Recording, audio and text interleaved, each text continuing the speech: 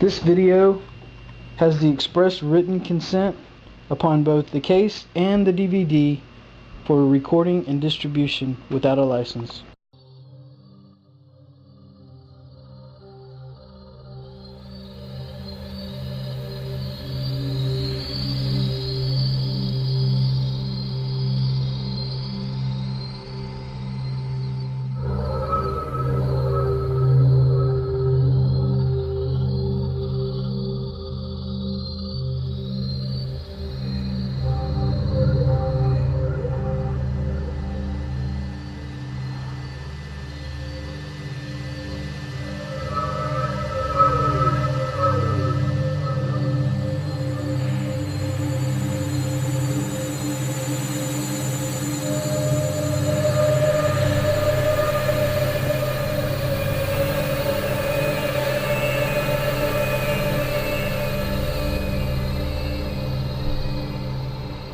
Could a strange substance found by a Southwest Arkansas man be part of a government test? Well, that's the question at the heart of a phenomenon called chemtrails, now getting widespread attention. Well, they say the government is dumping chemicals on us to control or manipulate the weather. And they say the unusual-looking jet trails in the sky are actually chemical-laden chemtrails. People say the government is up there in airplanes spraying all kinds of chemicals to change or manipulate the weather, leaving what you see there, and they call that a chemtrail. So what I look at there and I think are contrails, you're telling me are chemtrails? Yes, that a contrail would be dissipated by now. And it's interesting, Dale and Christina, this is of interest not just in this country, but European countries and frankly all over the world. A lot of folks interested in it. Well, Dave, you mentioned that climatologists and others who study the atmosphere believe that they'd be able to surely spot any kind of signs of an ominous plot. Our journey started in San Diego, California, where thousands of scientists, engineers, policymakers, and journalists gathered for the American Association for the Advancement of Science Conference. One of the topics was the artificial manipulation of the Earth's climate, also called geoengineering. During the meeting, scientists spoke about the plausibility of implementing geoengineering campaigns throughout the world under the guise of preventing global warming. One widely accepted theory was to block the sun by spraying something into the atmosphere. When they were asked about existing aerosol programs, they stated clearly that no such programs have ever been implemented. But strangely, these proposals sounded exactly like what people around the world are claiming is already happening. When I found out that the American Association for the Advancement of Science was going to be held down here and the main body of topics would be on geoengineering, I had to come. I had to be in on this. I had to hear what these top climate change scientists had to say. And that's the other question about chemtrails and whether geoengineering is being deployed right now without our knowledge. I don't have any personal insight into that, other than to say that I've worked in government at pretty high levels in the White House and at state government. I'm personally skeptical of that. But obviously, you never know what you don't know. Chemtrails. On the internet, they are cited as proof of the government creating clouds to combat global warming. They claim the American government, with the secret approval of the national government, is covertly using jet aircraft to spray population centres with aluminium, with barium, and with strontium so as to reduce people's immunity and reduce the global population. I'm always a little bit suspicious because the government doesn't seem that capable to do something on such a large scale. That is not rain, that is not snow. Believe it or not, military aircraft flying through the region is dropping chaff. Small bits of aluminum, sometimes it's made of plastic or even talicized paper products, but it's used as an anti-radar issue, and obviously they're up there practicing. Now, they won't confirm that, but I was in the Marine Corps for many years, and I'll tell you right now, that's what it is. So what happens here, military jets, some come out of Key West Air Force Base, and they move off into the atmosphere, and they drop mylar strips. Some could be a little wider, some are small glass fibers that are coated in aluminum. And what the Air Force does is they take their military jets and they dump these out of the aircraft, they fall into the atmosphere, and some take as much to a day to fall down. This is inevitably military or something going on. The government, the Air Force, you see this kind of a pattern like this, you can rest assured there's something going on. They're actually little bitty magnetic and little bitty strips of, whether it's aluminum. Well, it's a nuisance to you and I to determine what's real and what's not, but it looks like it is a life-saving operation there for the military. The apparent motive behind this conspiracy theory is one world government. Order, I cannot hear. Mr. Speaker, I want to assure the House that both my ministry and my colleague, the Minister of Health, who have received correspondence on this issue, that this conspiracy theory does not have an iota of truth, and that the trails observed from aircraft simply come from jet engines. Number 9. Order. And I think what an appalling example it is of the new Foreign Affairs spokesperson for the Labour Party that she's spreading conspiracy theories about the United States government. The House has heard sufficient. It is called geoengineering, fighting global warming by putting a chemical dust in the atmosphere and reflecting harmful radiation back into space. We take geoengineering to mean deliberate, large-scale intervention in the Earth system. There are a variety of schemes that have been discussed for geoengineering. A classic example is injecting reflecting particles into Earth orbit. Nevertheless, there might be some good reasons to think about alumina. It turns out, first of all, there's been a lot of work on the environmental consequences of alumina in the stratosphere. The big deal really is that alumina has 4 times the volumetric radiative forcing for small particles as does sulfur. And that means you have 4 times less surface area for the same radiative forcing. And this is a much bigger deal. You'd have roughly 16 times less the coagulation rate, and that's the thing that really drives removal. So you could get away, we think, with much smaller mass fluxes. So that's why we see things like in the use aircraft patent from '89, they talk about aluminum. And that's why we're seeing in the surface water samples aluminum. And here's David Keith saying that aluminum has 4 times the reflective volume surface area. So they'd like us to think that we're talking about sulfur, but here they slipped up and let it out that aluminum is 4 times better to achieving their ends, and it sounds like it's going to be one they don't want us to know the effects of. The little picture is from a nanofabrication study, which shows you can make very high quality, and do this in just a jet in a very simple way, make high quality alumina particles just by spraying aluminum vapor out, which oxidizes. So it's certainly in principle possible to do that, and there's a big literature that's already looked at that. And you could do that by either building new versions of these aircraft or even re-engineering existing aircraft. So there's some ideas of that. So you go to an engineering firm and you want this done. They don't say this is hard or unusual. They say, okay, yes, we could do it. Aerosol geoengineering looks like it is so cheap that the cost is basically not going to be an issue. That means that implementation decisions will be risk-to-risk decisions. The risk of doing it against the risk of not doing it. And it makes the problem of how we govern it fundamentally harder and different and novel. So I've told you that it's cheap to deliver materials to the stratosphere, and I'm convinced that's true. I don't think that will change. But I think the more we do research, the less easy this will look, the more complicated the environmental effects will look. And that's a good thing, because right now it looks too easy. So I think that if we do more research, we're likely to find out that it's harder and more complicated than we thought, and that the side effects are harder to manage. And that's a healthy outcome that will make it easier to do the management. Of course, the opposite reaction is possible. It's an empirical question, how people will actually react to knowledge about this. Another reaction is to say, if these crazy scientists are so concerned about putting CO2 in the atmosphere, they want to think about these things, then that might actually mean we should be more serious about the risks of CO2 in the atmosphere. And by the way, it's not really a moral hazard, it's more like free riding on our grandkids. And by the way, it's not really a moral hazard, it's more like free riding on our grandkids. Numerous air quality studies, including from CARB, California Air Quality Resource Board, have named submicron-sized particulates as being particularly harmful for human respiration. Through all the discussions today, I have not heard any mention of this fallout, and has this been studied, and also the effects of a highly reactive metal like aluminum on toxifying soils and waters? The question is, what would be the effects of these materials on human health if they came down into the stratosphere, in particular small particles and aluminum? So the collaborators of mine working on the aerosol scheme are actually folks from Carnegie Mellon who focused on human health impacts. And while we haven't published it, that was the very first thing we did, was do the order of magnitude calculation in level pencil paper, but with an expert on human health impacts about whether there could be an issue. And for aluminum or other particles, there are a lot of toxicological things that need to get looked at seriously. But if you're just thinking about the sheer number of particles and the human health impact of small particles, the answer is, well, we haven't published it. That was the first thing we looked at with some of the leading experts who do epidemiological research on human health impacts, and it's not even close to being an issue. To clarify, so 10 megatons of aluminum dumped into the atmosphere would have no human health impact. So let me be more careful here. To separate out the toxicological, so the alumina we've only begun to research and published nothing. The alumina we've only begun to research and published nothing.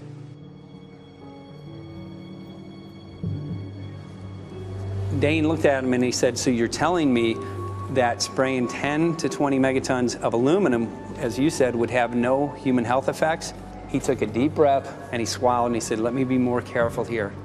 We haven't done anything serious on alumina, and so there could be something terrible that we'll find tomorrow. We haven't looked at it. And that, for me, that was the whole main point of what is going to be coming out to the public. It's the damaging effects of aluminum that are being found around the world in massive amounts. Here's David Keith confronted on this very issue, and he looked, at that point like they just let the cat out of the bag. Mm-hmm. We haven't done anything serious on alumina, and so there could be something terrible that we'll find tomorrow. We haven't looked at it. They're proceeding because they have an agenda that's separate from trying to thwart this crisis of global warming. There's obviously several other objectives, whether it's depopulation, control, weapons aspects, communications aspects, all kinds of things, wild cards that we know nothing about. We don't really know, and I'm not going to attempt to speculate on exactly what the agendas are, but we can see clearly the agendas are not benefiting mankind. It's benefiting the agenda of the elite. And so I think the question is, how do you draw the line between some activity that is allowed and doesn't need global governance and activities that do require global governance? Dr. John Holdren has agreed to serve as Assistant to the President for Science and Technology and Director of the White House Office of Science and Technology Policy. I look forward to his wise counsel in the years ahead. My personal opinion is that we have to keep geoengineering on the table. We have to look at it very carefully because we might get desperate enough to want to use it. So what would we do if in year 2040 or 2060 there's a severe climate crisis, say widespread famines or Greenland sliding suddenly into the ocean? That the only plausible way in which we could start the Earth cooling this century is to directly intervene in the climate system, say by putting particles in the stratosphere. We do stuff in the stratosphere all the time, of course, and so it's not as though the stratosphere is absolutely pristine. But you don't want to have people going off and doing things that involve large radiative forcings or go on for extended periods, or for that matter provide lots of reactive surfaces that could result in significant ozone destruction. Maybe I'm putting a particle into the atmosphere because I'm trying to make money, or maybe I'm putting a particle into the atmosphere because I'm engaging in scientific research and trying to understand cloud physics, or maybe I'm putting this particle into the atmosphere because I'm trying to make it rain locally to seed a cloud and get more snow on our ski slopes. And this obviously raises all kinds of questions. It's hugely risky. It will likely negatively impact some people, but we might find ourselves in a situation where those risks seem worth taking. One of the things that really shocked me was in one of the breakouts, they had the benefits of these programs and then the risks. Now the benefits, the one thing that was stated was the just cooling the planet. Some of the risks were ozone depletion, droughts in Africa and Asia. I got to tell you, I came away from this experience after listening to these scientists for 4 days of symposiums, really concerned, because it's clear now that they are justifying, rationalizing, and looking to legitimize some really, really horrible impacts, further impacts on our environment. And they're basically formulating the sales strategy and the implementation and oversight strategy and the funding strategy. After San Diego, I was shocked by the programs that had been proposed. I decided to write about it. That night when I finished, I sent the article to an online publication with my email address attached. When I woke up the next morning, my inbox was flooded with responses from around the world. Why? Because I had just broken the story on aluminum in geoengineering models, which I had no clue at the time that very few people knew about. Now this metal, aluminum, is being found in massive quantities way above normal levels all over in rain, in soil, and in snow. After that, the calls started pouring in from people who were desperate for someone to investigate. That was the fuel that started the film. Before we started filming, we had the opportunity to sit down with one of our favorite authors and documentarians, G. Edward Griffin, to find out what he knew about the subject. I'd like to talk for a minute about an issue that's getting more and more attention. That's the issue which scientifically is called stratospheric aerosol geoengineering, also called the chemtrail issue. I'm very aware of the chemtrail versus contrail controversy. As far as I'm concerned, it's an open and shut case. I have been watching the development of jet travel from its very beginning. I used to live near the Los Angeles airport. Remember when the first jets came in and landed? Man, they made a big noise. We never heard a noise like that before. And we used to go down and sit at the end of the runway and watch these jets come in and take off because it was a novel experience. I've been watching jets all my life, and I know about jet contrails. I've watched them.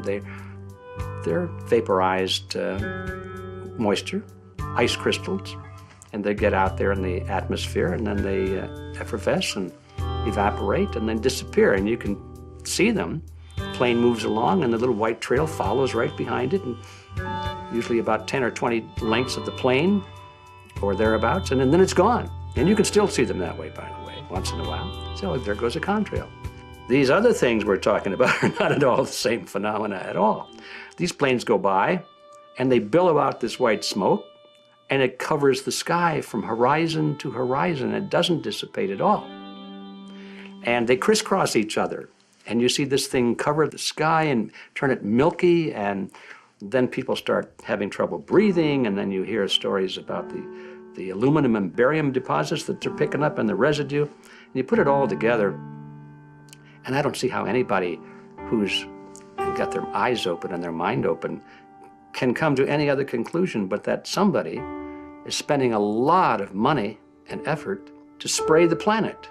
The question is, why? I have my own theories, but I hope that there will be some good investigative reporters go out there and get us the answer. I know that whenever it's finally discovered, and it will be, the people who are doing it will undoubtedly say, oh, well, we did it for you folks. It's for the greater good of the greater number. It's for the society. It's probably to prevent global warming. Or maybe it's to inoculate people against some kind of a dreaded biological attack. We can't go around shooting everybody in the arm, but we can spray them and save their lives. You see how good we are? We're doing it for the benefit of society. I know they're going to, whatever it is, they're going to say it was for your good or mine.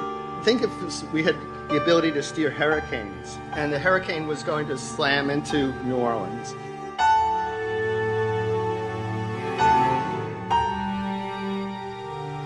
And let's say you could steer it so it would hit Mississippi instead, where for 100, that means I would be willing to more or less kill 18 Mississippians to save 1,800 New Orleanians. And if you do that knowingly, are you murdering those 100 people? And there's all kinds of equity issues there. Now, also, we might be wrong about our steering, and if we didn't do the research right, maybe our steering would intensify Katrina and even kill more people in New Orleans. And so this question of how do you develop the confidence to know that your intervention will reduce overall damage, and then how do you deal with the understanding that you might be damaging some people who wouldn't have been damaged before while saving people overall? The spraying appears to be mostly in NATO countries. I've seen it here in the United States, I've seen it in England, I've seen it in Scotland, I've seen it in Canada, and I've had reports from people who live in France. There's a grouping, there's a political grouping here of some sort. It's international in scope. It's not just an American phenomenon, it's international. And anybody that wants to investigate that, I think, has to take that fact into consideration. They're going to find a political grouping and a political motive here. But in my humble opinion, it's not in your good or mine at all. I don't know what it is, but we'll soon find out.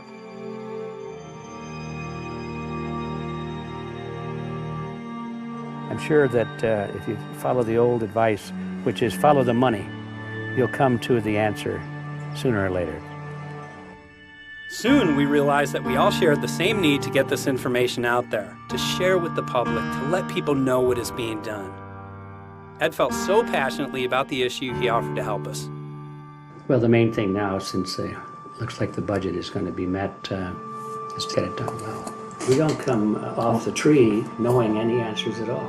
Yeah, we're not scientists. We're just asking questions, exactly. And we've got to be very skeptical about the answers. That's it's totally accurate, totally honest. Why can't people see this? They're not hearing it. They don't know that the facts are not being presented. We're very lucky, you know that. Look at this opportunity that's been dumped on us. I know.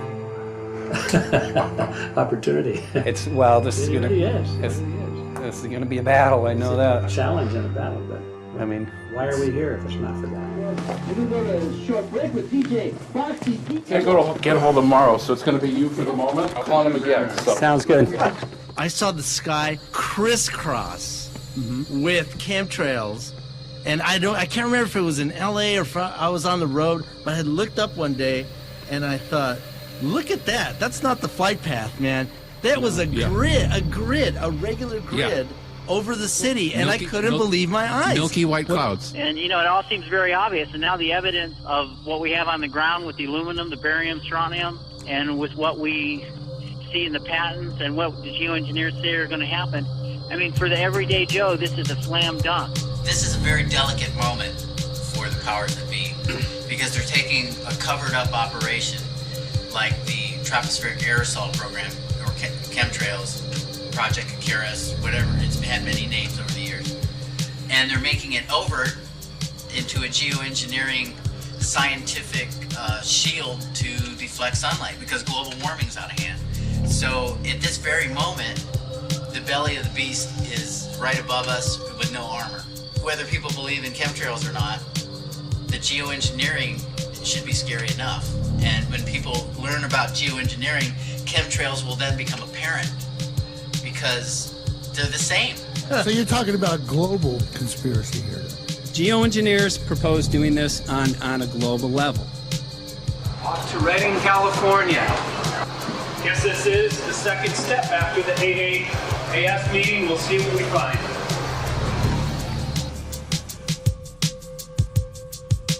Right here in Northern California at Dana Wigington's house. He owns over 2,000 acres overlooking Lake Shasta. He told me about some of the challenges that they're having up here. Let's go and talk to Dane. We'll see, what's going on his property. We'll see what he's going through and also what action he's taking based on the test results that he has.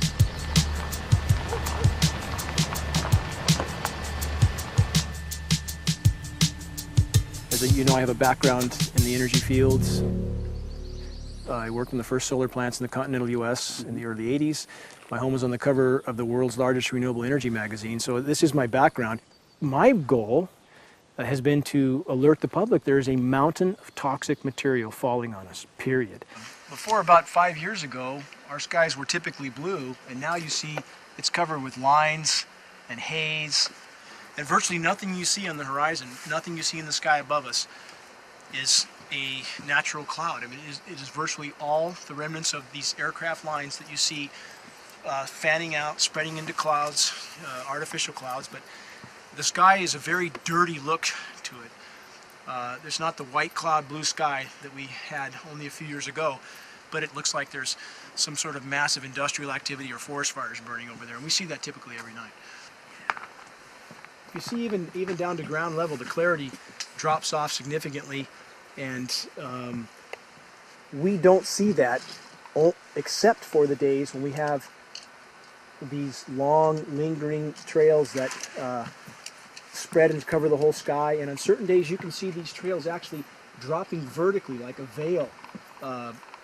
We assume the particulates are descending, and we have the test to prove that we are being inundated with levels of aluminum and particulates that are literally tens of thousands times what would already be considered high. So we're not talking about exposure to a slight percentage higher of these toxic materials. We're talking about quantities, for example, off the side of Mount Shasta. If you can pan back, that's a landmark in Northern California, considered to be a pristine water source. Aluminum or snow sample off the side of Mount Shasta tested 61,000 parts per billion. This is just ordinary snow water. And people are drinking this stuff when they're hiking on the mountain. And remember, government action is required at 1,000. This is 61 times over the government limit, and our hikers are drinking this poisonous water on Mount Shasta Mountain itself. Barium, 83. Strontium, 383. So this summer, the people climbing are drinking poison. Basically. I certainly wouldn't want to drink 61,000 micrograms per liter of aluminum. And again, we've already seen in 5 years soil pHs in this area that have escalated 10 to 12 times, and we can prove that conclusively. Well, this is not speculation. We can prove conclusively that these metals have been in the rain. We have duplicate samples. Bachelor of Science in Forestry, International School of Forestry at Missoula. Master's in Zoology, specialized in aquatics. 35 years with the U.S. Forest Service as a wildlife biologist. And before that, several years with the USDA Soil Conservation Service as a soil conservationist. Also have run the botany programs, range and grazing programs. And I continue that today. Right now I do a lot of master gardener consultation work. When I started this garden back in about 2005 or so, the pH here was 5.5, 5.6. This is the old soil survey of the county. You can look at the page right here. This is my soil right here. It's a Dietz 125, 126 here at my house. And here, the soil reaction pH should be between 4.5 and 6.0. And over there in the pure mud, it's even a little darker. It's 6.8 right there. And what can this do to plant life and ecosystems? Well, you haul one of these things out and you start looking at the little things that are crawling around the soil. A lot of times they aren't there anymore. The little soil arthropods that you can barely see on a microscope, you can actually see movement with this. Little tiny macroscopic, look like little moving pieces of dust. Those start to go away. They're not gone entirely, but they start to go away. This is black oak acorns. You know, this is pieces of cedar wood. You know, come on, folks. This should be very acid, and I'm getting 10 times higher than expected. There's something really wrong here. Well, you can see all those reports, lots of them. Have over 20 reports here. Well, at least 20. I'd say it'd be closer to 30. All revealing dangerous amounts of aluminum and barium. You know, the science is there that something funny is happening. And the naysayers say, well, so what? Isn't neutral good? Well, no, neutral's not good. Neutral is not good. If your soil is supposed to be 5.6, it should stay 5.6 if you want the forest to be healthy. And if you want to grow a good garden, you have to keep your pH around 6.0, 6.5. I think that we just need to wake up and just look at what's happening, because we can't just ignore it, because it's going to get worse and worse if we just keep ignoring it and pushing it away like, oh, that's nothing. There was mason jars, and they were brand new, sterilized, and that's what we catch the rain in. And then there was a HEPA filter that we tested the air with. Okay, so you caught rain and then you basically filtered air. What did you find? Aluminum and barium. Here's another test that's revealing 375,000 parts per million aluminum, barium at 3,000, niobium, strontium at 345. Yeah, that's from a lined pond. With EPDM fish safe pond liner. There is no chemicals, manufacturing materials at all in that pond liner that's available to the aquatic life. It's designed for that purpose. The well that feeds this pond has been tested and retested. ND, no detectable aluminum, 0. The only other place this pond can receive water is rainfall. We are located on a filtered, forested hilltop, miles and miles and miles away from any industry, highway, and so forth. After several heavy spray days, there was a film that we received formed on the surface of the water, and we tested that crust, and it was aluminum and barium. That after a year and a half's accumulation had 375,000 parts per billion of aluminum in it. It's literally toxic. We can say conclusively that what we see in the sky matches expressly what's outlined in numerous patents, and the materials on the ground match those patents. This material was not there 5 years ago. It is a recent phenomena in the quantities it's in. It has escalated in some cases 50,000% in 5 years in the case of aluminum. From our original baseline reading of 7 parts per billion, which was already high, it has escalated up to 50,000% in 5 years. And we've seen profound changes in that time. Dr. Leonard Time, PhD in chemistry, I cross-checked with him, and he says the oxides of aluminum, barium, and strontium will drive your pH into the coastal, from an acid soil like this up into the neutral. There's no question about it. And that's exactly what you see happening. Wow. I have a doctorate in inorganic chemistry from Oregon State University, in which I was working with different metals and oxidation states, and then did a postdoctorate work at Brandeis, where I was working stabilizing off-oxidation states of different metals. The goal is to sort of figure out how everything fits in the dynamic equilibrium of life. I was working with Francis up in Mount Shasta, and he showed me some rainwater analyses that had to do with levels of aluminum, strontium, and barium in the atmosphere. So I feel the major toxin in these chemtrails is the aluminum. And from the levels we were looking in at Mount Shasta, this is totally, totally unacceptable.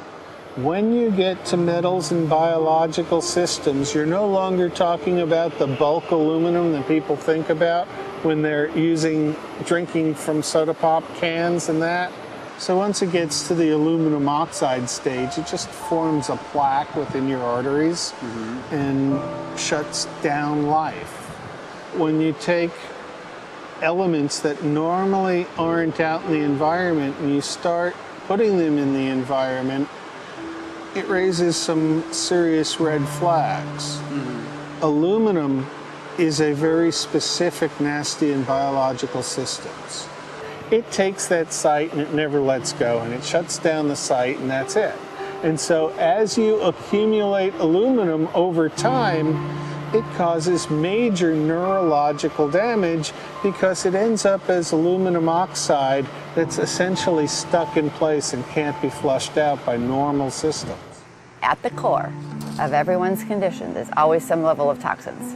And aluminum is known to have cancer-causing effects. The half-life is decades.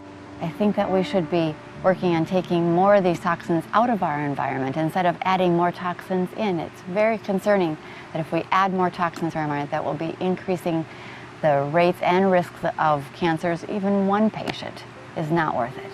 So sad that they would consider putting aluminum in our environment to affect something when they could be causing so much more damage.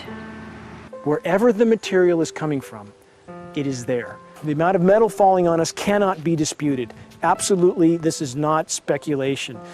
The amount of metal in the last 4 years, as I said, have increased to a degree of thousands of times, and California Air Quality Resources Board has studied the aerosols from China.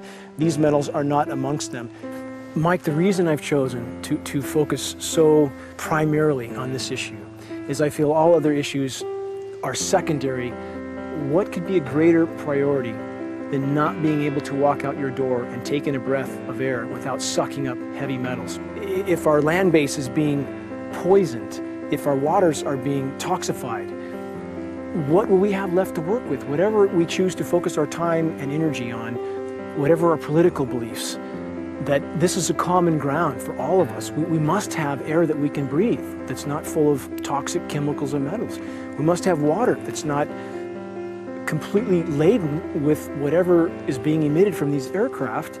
And if people stopped to consider that the atmosphere is as thin as a layer of paint on a basketball, it is an extremely thin layer that allows life to exist on this planet. To simply treat it as a physics lab and experiment with it until it is broken beyond repair is folly of unbelievable proportion. And if people understood that this sort of experimentation not only is going on, but has been going on for a very, very long time. Going back 50 years, there's been countless climate manipulation, weather modification programs that the vast majority of the public is completely unaware of.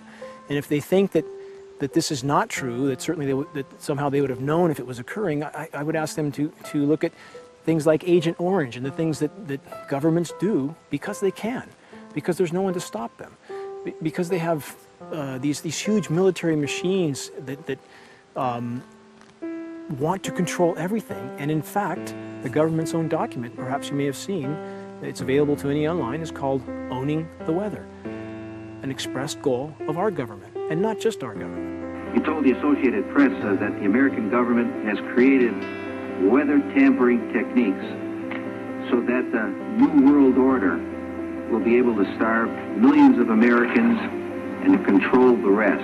There is weather control techniques. Number one, the entire patents on the equipment. Number two, Senator Claiborne Pell's complete statement and story of his own that not only does it exist, but that we even utilize it as far back as the Vietnam War. Well, Murph, we're going to do what we can. Let's see what we can do. You got the scientists behind you. The scientists are with you, so at least this scientist is with you. I may not have $1 million budget, but I've got enough to show that something's dreadfully wrong. You got it. All right. So Arizona will be this Monday, the 21st. Senator Johnson up in Show Low. So we're going to be in the car a whole long time.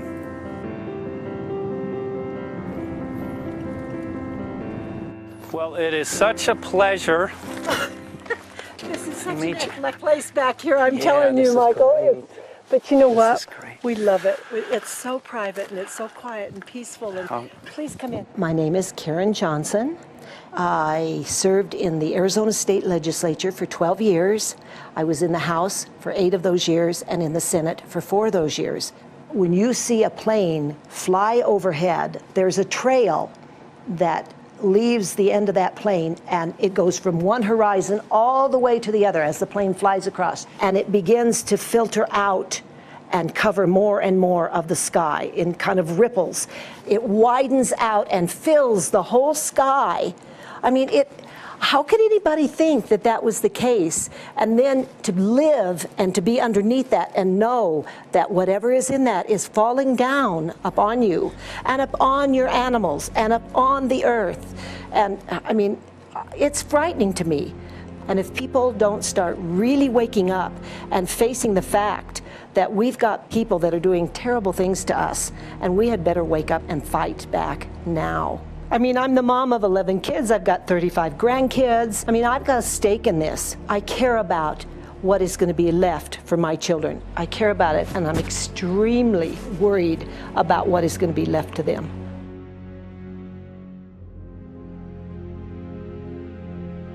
Aluminum is toxic, and we know that it's accumulative. And we know that we're getting more. So we're absorbing it in the air, we're drinking it in our water, so we are accumulating more. So the thought of more aluminum being dispersed in our environment in the way that you mentioned is very frightening to us and very disturbing to us. Those of us who have done any research on this are really quite concerned that we are ill-informed about this issue, and mostly that it's being done. Aluminum is toxic. We know that it is. We can debate as to the amount of toxicity that is going to be disturbing the body, but as far as really accepting the fact that it's accumulative, it's synergistic, then we have to conclude that it's not a good idea to put it in our atmosphere, especially when we know we're getting increased amounts, and especially since we know that the scientific communities around the world are pointing a finger at the heavy metal toxicities at the toxicities that we're absorbing in the day-to-day food that we eat and the air that we breathe. The concern is off the charts about why is this happening? Why is this being allowed to be sprayed continually all over the United States, all over the world? Who is paying for this? I mean, the incidence of Alzheimer's has just skyrocketed, which evidently has to do with an accumulation of aluminum in the brain cells. I mean, I think almost every family has been touched by a member as they get older having Alzheimer's. And it's a horrible disease. And to say that, well, this just came because people drank soda pop out of aluminum cans, you know, when my father passed away with Alzheimer's and he didn't ever drink soda pop, you know, that explanation doesn't ring true with me. And so I'm wondering, how much did this chemtrail spraying back in the Illinois area affect him? Aluminum and fine metal is an accelerant. A friend who's a firefighter up in Pine, Arizona for 20 or 30 years says that the wildfires now that they're fighting are way beyond anything they've seen before in intensity. And when you look at the air samples and you see the fine particles of aluminum, which is very flammable, and magnesium settling on the trees, this is causing unprecedented savage wildfire. But if you look at this, you can see these are parts per million. They sent this to me, and I just found this to be extremely interesting because we should have like 2 parts per million of aluminum in our air. And this is saying that there's 39,000 parts of aluminum. That's astronomical. Barium is high. I mean, these are way off the charts of what people should be breathing or what's coming down on them. And, you know, if people wonder why their health is deteriorating, why they're having to go to emergency rooms, why they can't breathe, you know, why they're getting Alzheimer's, this has been planned. We have elites, I don't know what you want to call them, one worlders, Illuminati, I don't, whatever you want to call them. But with these people that don't care about the average person, they only care about themselves, their greed, their power, and if they eliminate, you know, 2/3, 3/4 of us from the planet, so much for the better for them, because then they don't have so many people to have to herd around and worry about. So this is a lot what this is about, and this is very, very alarming and scary. I mean, where is this stuff coming from, and why? Why is this kind of stuff being put out there? You know, I've heard different explanations about, oh, we need to cool the planet, all this and that. But if people are up there trying to cool the planet, why do they need all this kind of stuff in it? The explanations just never have really rang very true. And as I'm setting up the equipment, she looked at me, she said, all these trees here are dying. And I said, what? She says, all these trees in here are dying. So I thought, well, I'm going to test for aluminum, because that's one of the key things in the programs that we're talking about, and titanium. And I took some of this bark sample and tested it, and it came back positive with aluminum and titanium. Then I started traveling around California, noticing the same thing. In Lake Tahoe, there was a lot of the same type of bark, all through Sacramento area and Davis. Just about everywhere I went, I was noticing this silver white bark. What I think is happening is these chemicals are getting down and destroying the roots. And then as they come up, they're going out into the bark. Those 2 right there are the ones that are just, it just hurts so bad to see these 2, because look how old and big they are. We probably lost 40 trees right here on our 10 acres. Every week, every other weekend, we'd see another tree that was beginning to die. And I mean, it's just so sad, we just cry. And to think that that might have something to do with it, along with their other explanations, would really, really frost me. Every time you lose a tree, you know, it's not good, it's just sad. And there's another one over here in this little group of trees here. Don't you feel better when you stand up and fight than if you crawl down in a little hole and go to sleep? You know, I mean, my gosh, people, your families are out there, children are out there, your grandchildren. I mean, you've got to do something to help.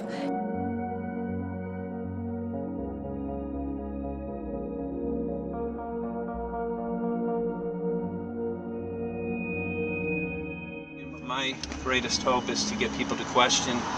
And hey, if they don't wake up while we're there, I'm hoping to plant some seeds. We're going to the most beautiful place on the planet, Hawaii, to see what's going on, collect some data.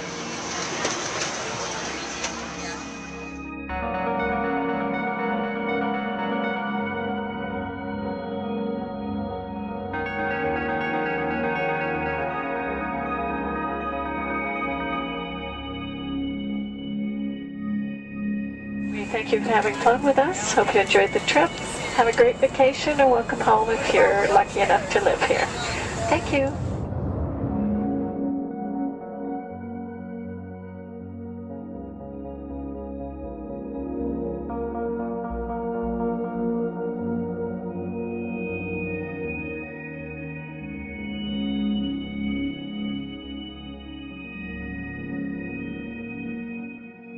The whole valley's off the grid, so it's either solar, wind, or generators.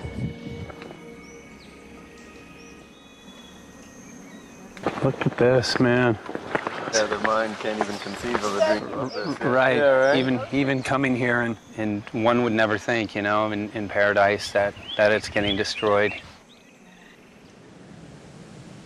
And they're doing it island style. They do it off the island, right? They do it off the island. So they don't, you know, you don't see the chemtrail airplane. The theory is that they're spraying the ocean, offshore, and it's coming in on the. And it's coming in. Now these are coming from the west. They're also spraying on both sides today.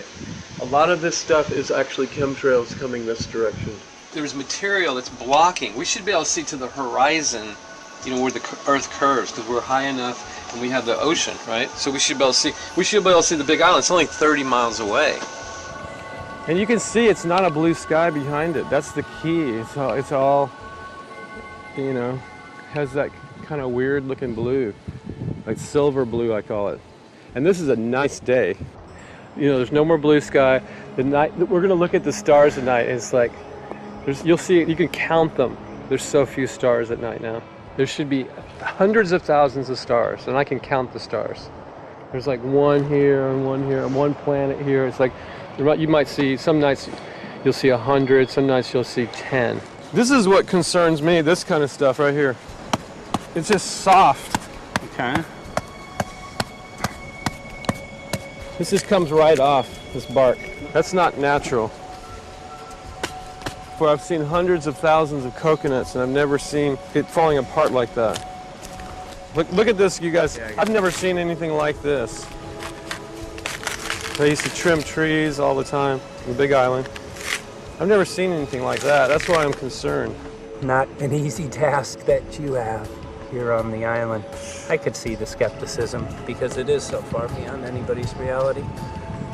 It's amazing. It's just amazing to try to look through somebody else's eyes. Like my eyes, I can see this so it's like night and day, and other people it's just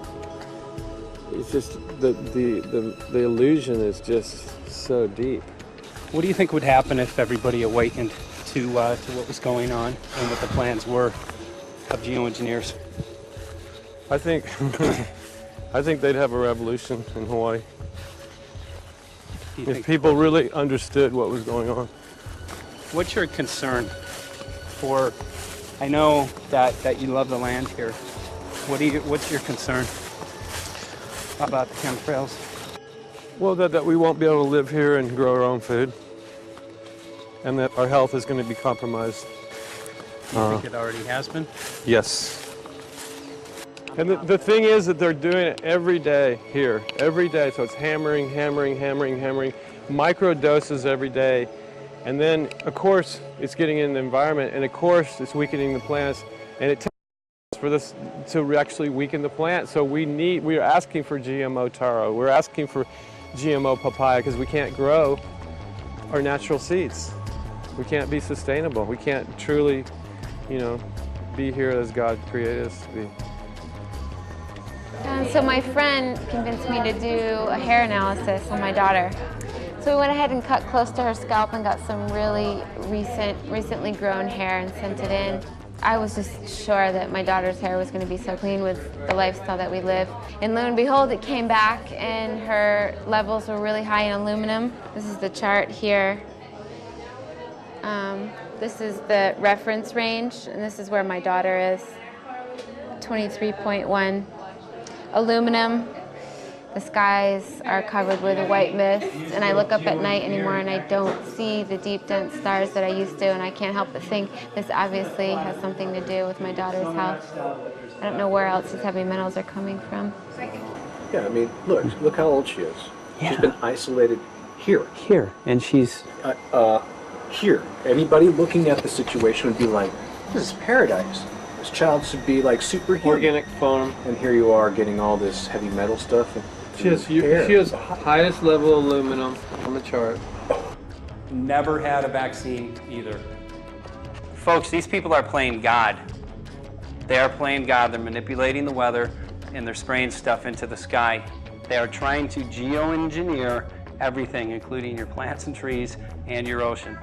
Well, tonight, we're just hoping that instead of not looking at it, you start looking into it, because I really believe from the bottom of my heart that we are in a real crisis. I really do. They are proposing dumping 10 to 20 million tons of aluminum into the upper atmosphere. What does aluminum do? It changes the pH of soils, which is toxic to plant life. Also, it's very toxic to human health. Are they doing it? Well, let me tell you about my experience and what we found. We have much evidence that not only suggests, but I believe prove that they are happening. Jeff, what's going on? And as I promised, we're joined right now by a very special guest, Michael J. Murphy, currently on location in Hawaii. He's working on a documentary film called What in the World Are They Spraying? Michael, welcome to the program. Great to speak with you today.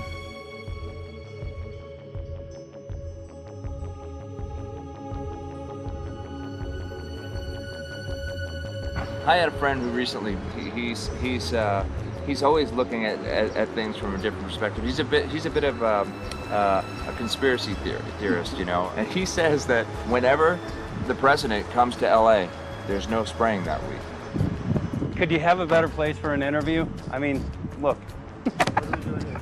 Well, this is being done over our farms and over our things. So basically, they want to eliminate our ability to eat organic food, have clean water.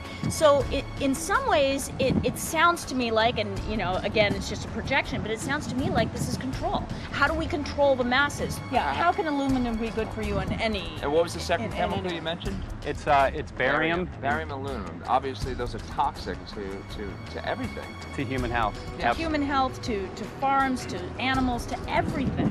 61,000 parts per billion. And there should be a government alert at 1,000? At 1,000, people are drinking this. People that climb the mountain, they're drinking that snow. It's poison. Oh my God, that's so disgusting. So that's 60,000 times above regulation. Exactly. 60,000 times above regulation. And I've talked to friends and they're like, well, that's just ice. That's just condensation.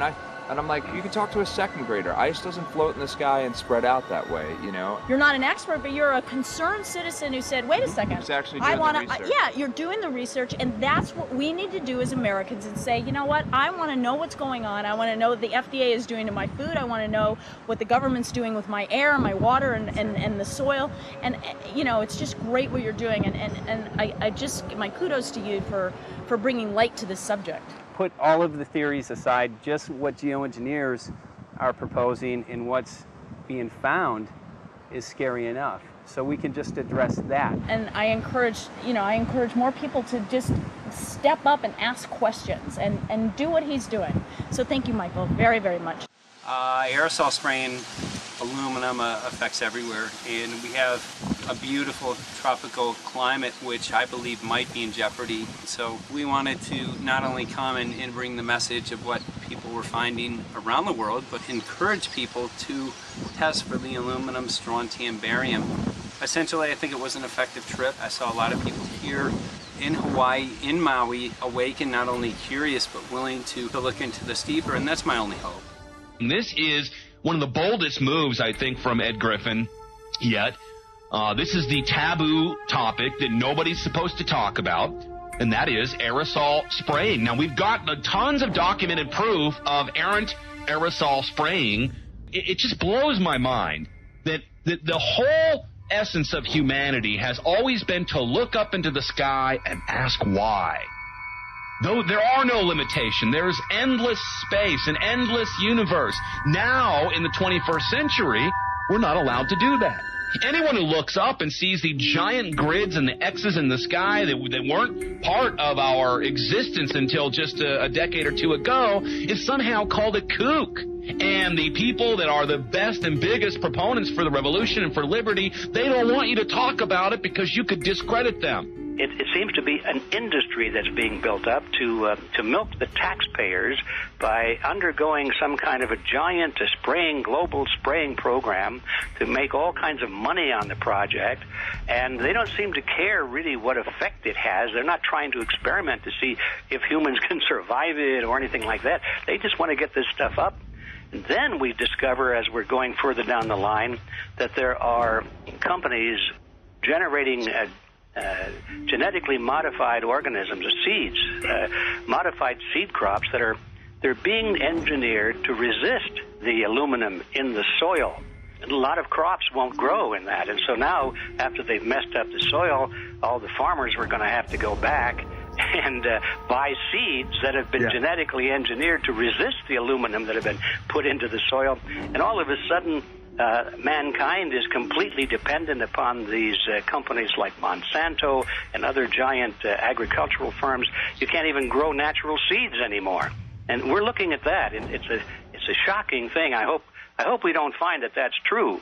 But all the arrows right now are pointing in that direction. We get into cost-benefit analysis here because there's also HAARP could be involved in this. Geoengineering, as you guys mentioned, which is documented heavily in Dennis Kucinich's bill, that is the Space Preservation Act, which, by the way, I don't think got through Congress. And then Kay Bailout, as we call her here, Kay Bailey Hutchinson, also put together some legislation in order to qualify geoengineering, which, again, is supposed to save us all from global warming. But it is cost-benefit analysis because they can benefit on so many different levels. Ed, that's how they do everything, isn't it? That's right. And, there's an old adage, if you just follow the dollar, follow the buck, you get to the source of the problem. And it looks to me like there's a tremendously profitable industry being built up right now around this concept of geoengineering or weather modification or reducing global warming and all of these other things that can be sold fairly easily to an unsuspecting public. They all say, oh, well, that's good. We don't want global warming, And so they put up with this, and they don't question, they don't criticize. But behind the scenes, you see a whole industry being built up, which is, as I say, tremendously profitable. And the money for all of that is coming from the taxpayers. And it's a scam is basically what it is. We're just focusing on the one area that is real easy to prove. There's no speculation in the area that we're going into. They definitely are doing this geoengineering. They definitely are talking about it.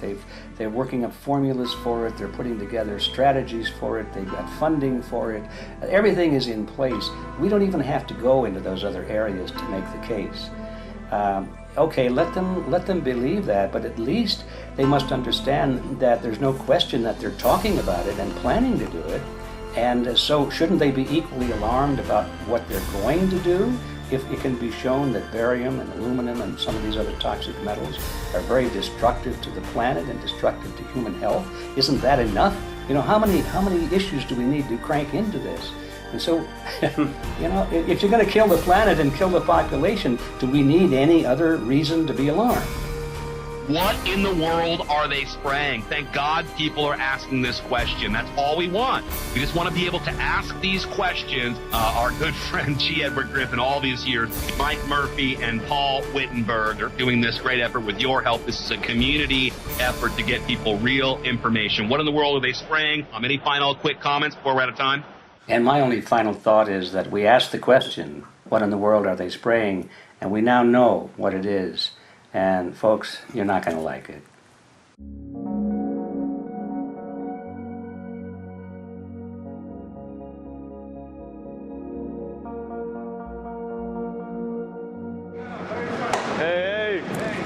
I'm Peter Vreke, I'm from Belgium. I'm 54 years old. I can't believe it myself. I'm a very happy and grateful person. We are doing the job the police or the justice department or the environmental department should have been doing. And it's really essential that it's going to be a grassroots revolution. I think so. God is on our side because we are not fighting against, but for. Yes, we're fighting for. I was in the council for about 25 years and also a period as the mayor. So from that moment on, 10 years ago, everything started to change. I started to get a picture of what is really going on. And it became crystal clear to me that we, humankind, have been manipulated and dominated and exploited for centuries. And this chemtrail phenomenon made me angry because I was so helpless. You can decide what food you're going to eat, what you're going to smoke, what water you're going to drink, what kind of life you're going to lead, but not with this phenomenon. Then you are just a victim. It's only a game. And there have to be good guys, and there have to be bad guys. And luckily, we are in the position to be able to play the role of the good guy who has the chance and the opportunity to overcome. 3 days that we shared with them, my heart just dropped because it was such a beautiful way to live and such a peaceful way to live. I left thinking, what's this going to be like in 10 years? Is everything going to be killed off on the property? And if it is, how are they going to get their food source? Are they going to have to take a class, and get certified by company XYZ? And what are the requirements for that? And that really is the end of freedom. I'm concerned about that. I definitely, I really am. Yeah. I learned to say everything is now as it has to be now. And everything is going to be okay. It's going to be all right. It's going to be okay. Yes.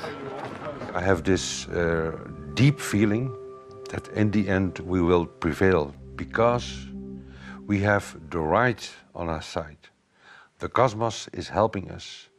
And I have this strong feeling that we are being supported by entities and by forces we can't even imagine.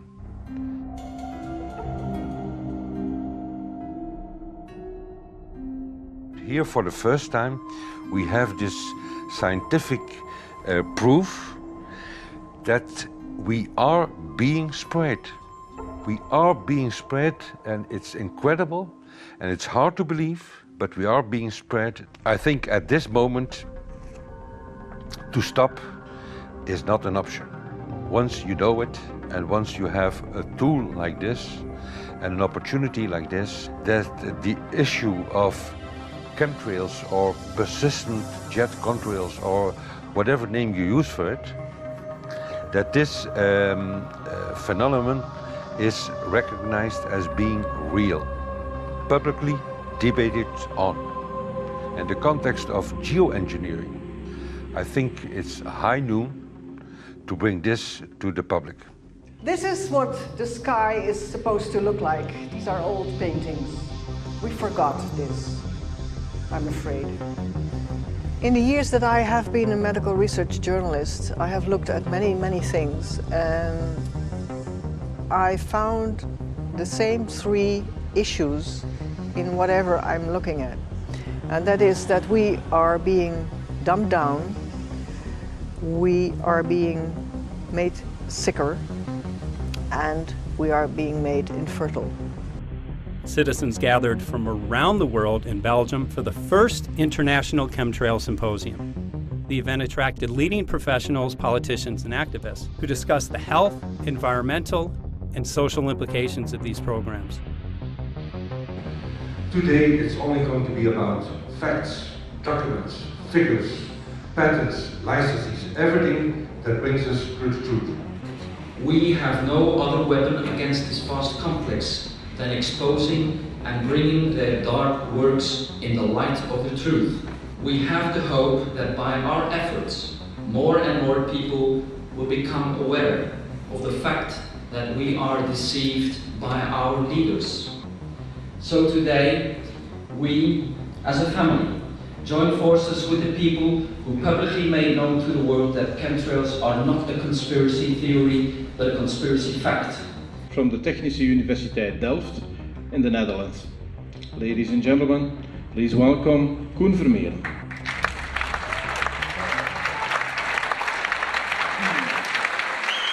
Well, I'm Koen Vermeeren. I'm a university professor of Delft University of Technology. Usually people are with their heads to the ground in their own two-dimensional space and they don't look up. But if you do, you see more and more spaces like this. And it worried me too. I have no explanations to our students about these phenomena. And then I studied it myself and I found out that I couldn't give them the answers they wanted because I think that the phenomenon is not natural. It's not natural what is happening, and the explanations that are given to us are not enough for me.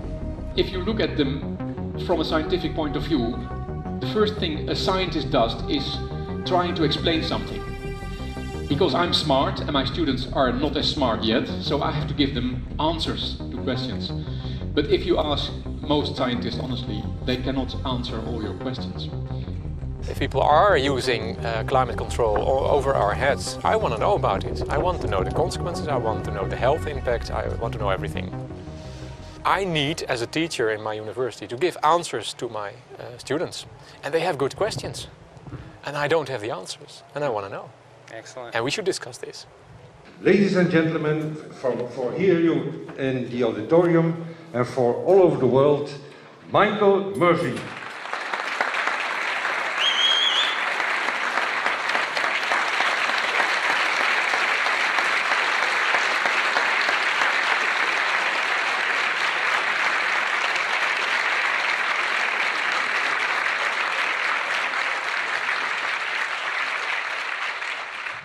Well, thank you very much. It's definitely an honor to be here in Belgium. The people who are in power control everything. They control the markets, they control us, now they're even controlling the weather. And they can use that for warfare applications. The one thing that they cannot control is what God had originally made, and that's natural organic seeds. This is called the Hegelian dialect. It's called problem, reaction, solution. The problem here is massive amounts of aluminum, things starting to die. The solution is Company X that says, hey man, you're not getting yields on your crop. Everything's dying. But I got the solution, I got a seed that will grow in this environment. The only problem is, now you have to start buying from me. We're a little concerned that maybe part of this agenda could be to kill off anything that's natural and organic and re-engineer it with aluminum-resistant GMO seeds. Many may know we just got back from a week of filming in Hawaii, and it was an incredible trip. A big concern for the people there is they're beginning to see softening of the coconut trees. But their concern is that these programs may again be part of a broader agenda to destroy anything that's natural and organic, so that the corporate redesigned GMO foods might be the only source of food for people. I didn't anticipate so many people, young and old, who are interested in this phenomenon and are concerned about it. And I especially liked the address that the young girl gave today. Only 17 and already making an address to the audience. That is, well, incredible. My name is Sofia Xenidis. I am 17 years old. It is quite scary to know that the air we breathe is not what it's supposed to be. That the food we eat and the water we drink contain traces of those substances which are sprayed out over all of us, as though we were being poisoned like insects. The feeling that this is causing me are feelings of deep anger and rage. I don't want to be poisoned, I don't want to be infected with cancer, and I'm just so angry that this global poisoning can be going on such a massive scale, and not enough is being done to stop this crime. A clear answer to one question. Are we being sprayed? Have we been sprayed? And is it their intention to spray again and again? What are we going to do about it? How are we going to deal with it? How are we going to stop it? I know the answer. There is only one person who can stop it. And you know it. You are. You are the person, the one you have been waiting for. We are magnificent, beautiful, godlike, divine human beings. Ladies and gentlemen, sisters and brothers, in this auditorium and in the whole world, thank you so very much for being present with us. And for now, please enjoy this anthem.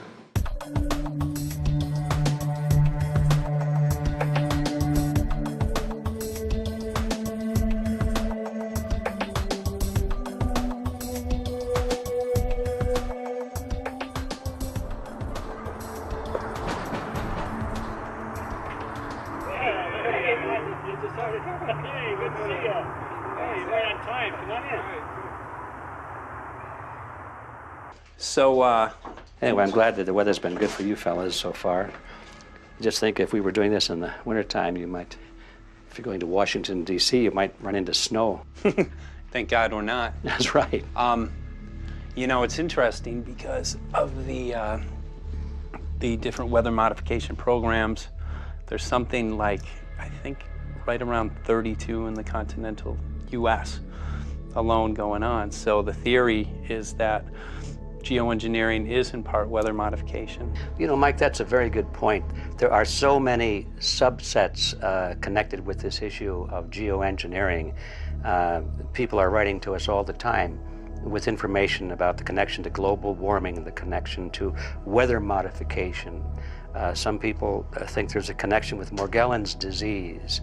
Others think it's kind of a means of transmitting electromagnetic impulses from the HAARP antenna system up in Alaska and Siberia. Boy, it gets your head spinning. And each area, I think, is worthy of investigation, but we have so little time. I think it's wise for us to stay focused on just the aerospraying and the toxic effect of these chemicals and the destruction of the planet and the damage to human health. What more do you need than that to convince people that we have to put a stop to it? So to stay focused, I think, is our mission on this one.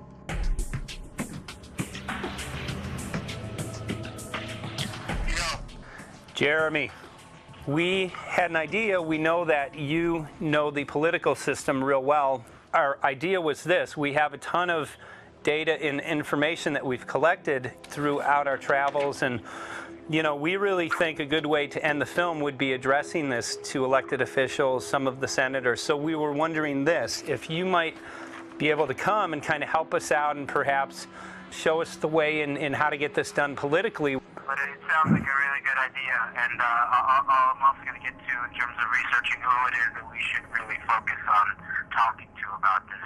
At the very least, if we could make it impossible for them to claim that they don't know at this point, we can strip away their plausible deniability that they haven't heard of the data that points to geoengineering stratospheric aerosol operation already going on. At the very least, it should be very interesting to go to District of Criminality and put some people on alert. Yeah, you have a lot of enemies in Washington. That's where all the power comes together and the money, you know. So there are people there, I'm sure, that just don't want us to do this job. But I'm glad you're going, and you'll find out.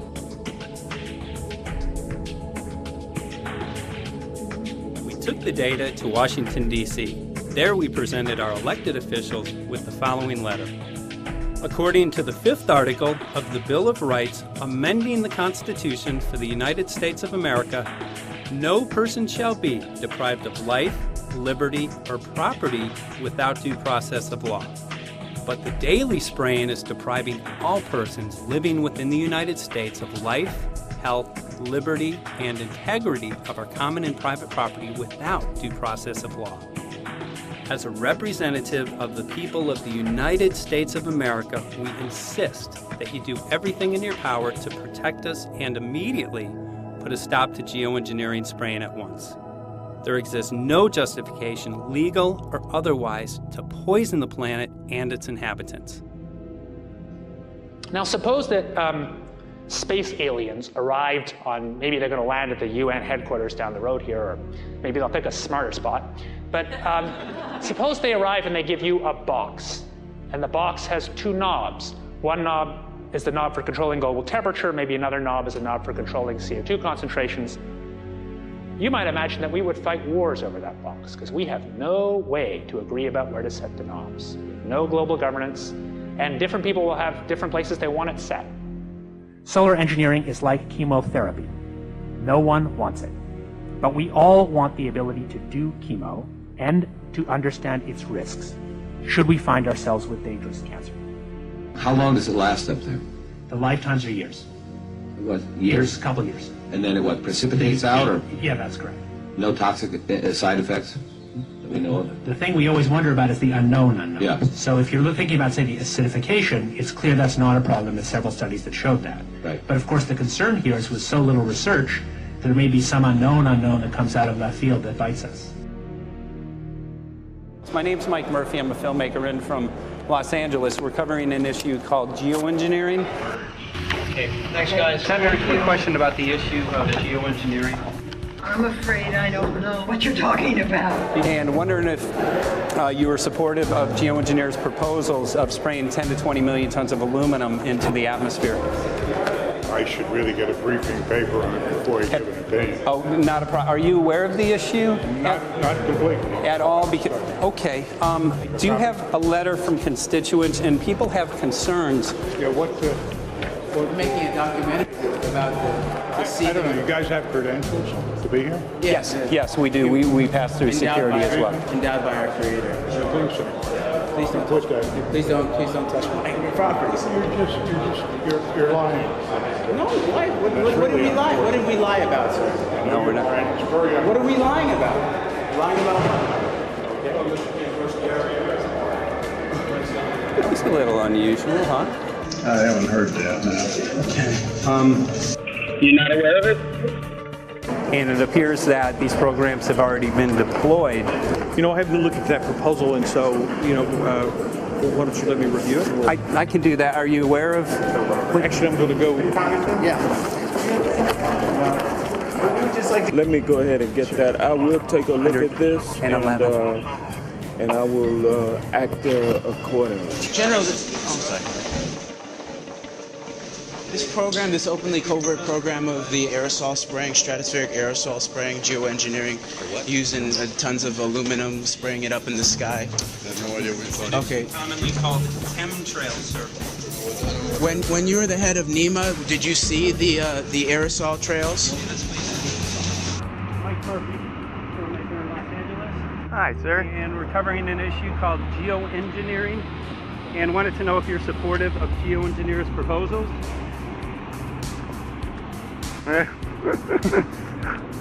Congressman? Hey, Congressman. I'm wondering if you're supportive of geoengineers' proposals, which is dumping 10 to 20 million tons of aluminum into the atmosphere. Pardon? Okay. You make an appointment for my office.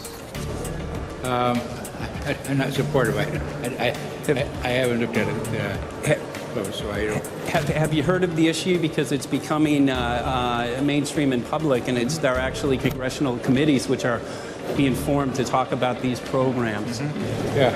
Well, I think when we drop anything into the atmosphere, we should know prior to the effect of that, right? Yes. And if we don't have the knowledge as to what the effect will be, we shouldn't do it. I think there are 4 different options for thinking about deployment of geoengineering. The first one would be we just ban it.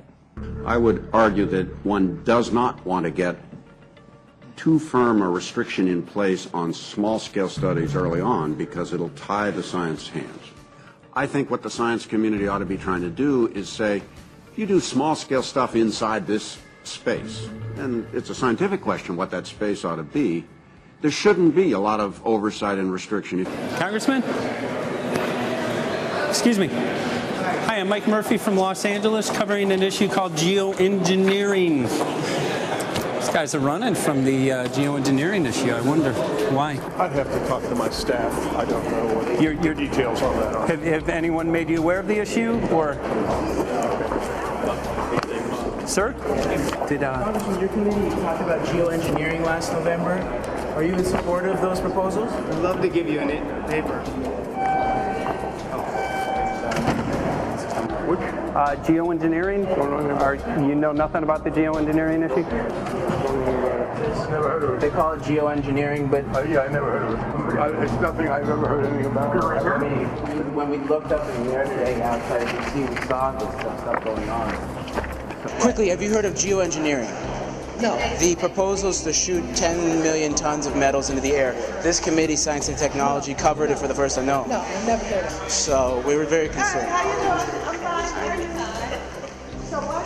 We spoke with Congresswoman Watson's office, and her press secretary, Ms. White, was familiar with Representative Kucinich's Space Preservation Act, which mentioned chemtrails and the weaponization of the atmosphere in space, and then it was pressured to be taken off the bill. Did you see the aerosol spraying going on today over the Capitol? Congressman? Geoengineering carries with it a tremendous range of uncertainties, ethical and political concerns, and the potential for catastrophic environmental side effects. He's not one to do interviews very often, so not unless we usually really pressure him into it. Okay. So don't, all that is, don't hold your breath. As chairman of the Committee of Jurisdiction, I feel a responsibility to begin a public dialogue and develop a record on geoengineering. We want to know if you're supportive of their measures by spraying 10 to 20 million tons of aluminum into the atmosphere? No, I think we need to have more research. Okay. And about the issue of current deployment, there's literally a mountain of evidence that many people believe proves the deployment of these programs.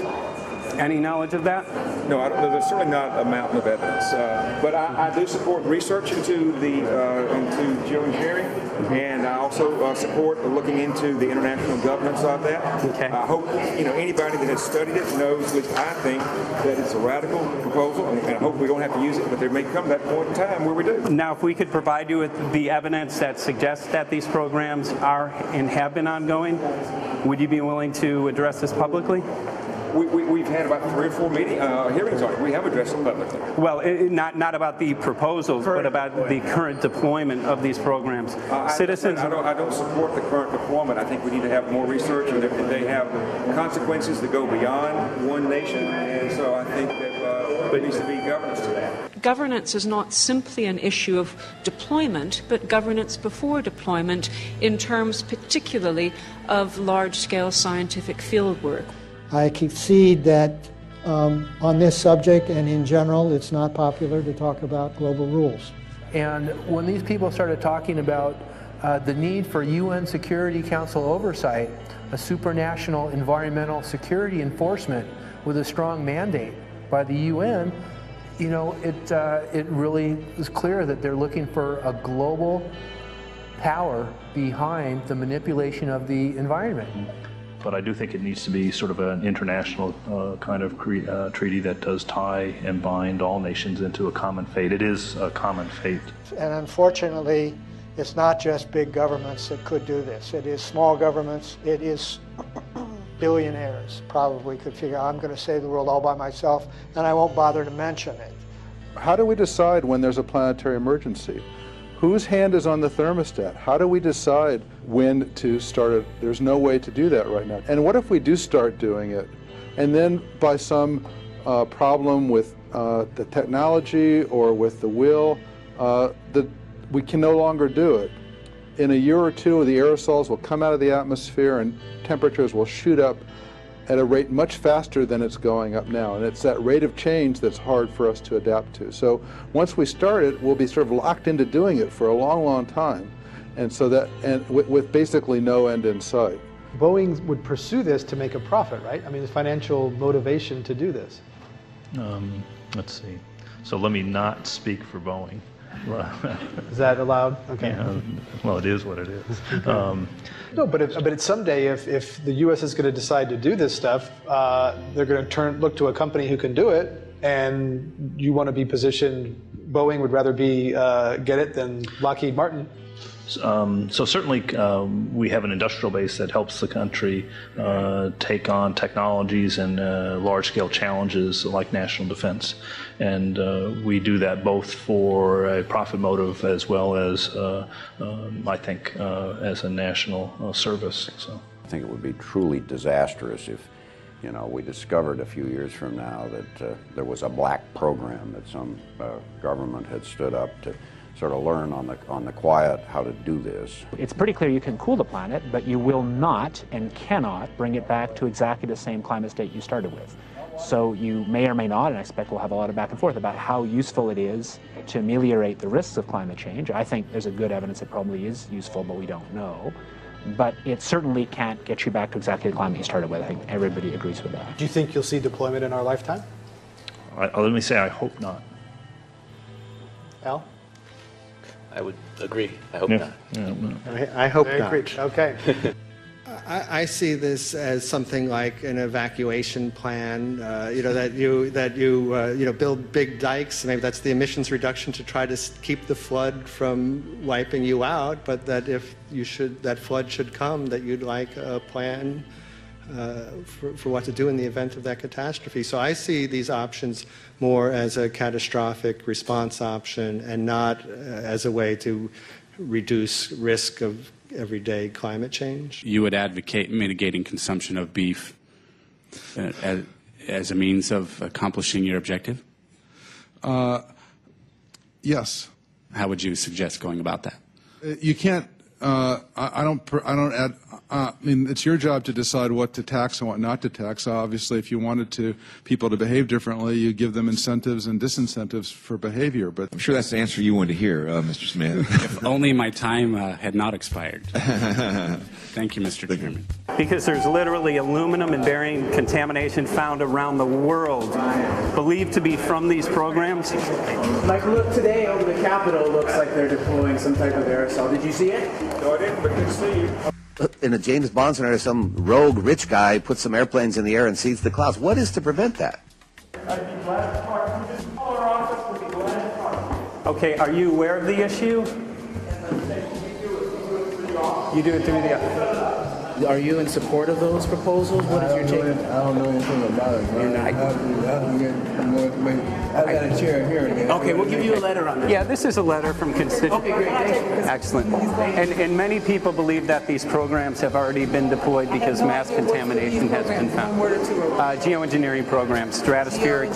Got it. Yeah. You just brought it up. Okay. Spraying from airplanes. Okay. So what is happening, people from around the world are finding contamination. Let me take care of this and I'll talk to you when I come back. I'll be back. He's here to hear, Mike. Thank you very much.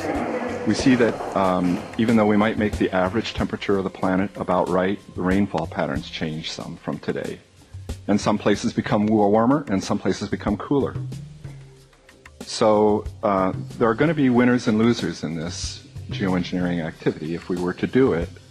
But nevertheless, as David has said, there are reasons why we might consider doing it. Many people are deeply concerned about it because of the toxicity of aluminum, and it has been addressed to Congress in various committees. Would you take a look at a letter from some of your constituents addressing the concerns? Excuse me if I go. Okay. Can I give you a letter from constituents? Are you aware of their proposals of dumping? Gotcha. Thanks. Well, I'm not familiar with it, so I don't know what they're doing. Okay. Well, geoengineers are proposing just that, dumping aluminum and barium into the atmosphere. Why would they do that? Aluminum's a precious metal we can use. Well, the stated goal is to actually cool the planet. However, there's a... Sounds strange. Right, exactly. So they're proposing dumping these metals into the air to block the sun, essentially. We're here just to find out what members of Congress are I hope we would have a strong hearing on that before we decide to do that. I would hope so. And there's plenty of evidence that not only suggests that these programs have been deployed, because we're finding contamination of aluminum and barium on the rain, snow, and soil. Okay, thank you. Thank you. LA County has seen a 200% increase of Alzheimer's over the last decade. Tons of ground and water samples showing high levels of aluminum all around our state. Why don't you give me all the information you have? I have some very good people I will assign it to. And if you get it to Mr. Lavelle, we will He's get got it my to card the and right... send me an email and we'll Sounds look great. at it. We'll be in touch. Okay. We are investigating this, and there's literally a mountain of evidence that suggests that these Okay, programs are move that doing mountain over to us. You Let's got it. take a look at it. And look up, Thank keep looking you. up into the sky, and you'll see some of it. Oh, okay. You will. You can All see right. the aerosols being sprayed out of airplanes quite a bit. Okay. So thank you. Yeah, the future of humanity is definitely dependent on it. So we're counting on people like yourself to take some proactive steps. So thank you very much, guys. You're very welcome. Appreciate Thank it. you. Thank you. Right.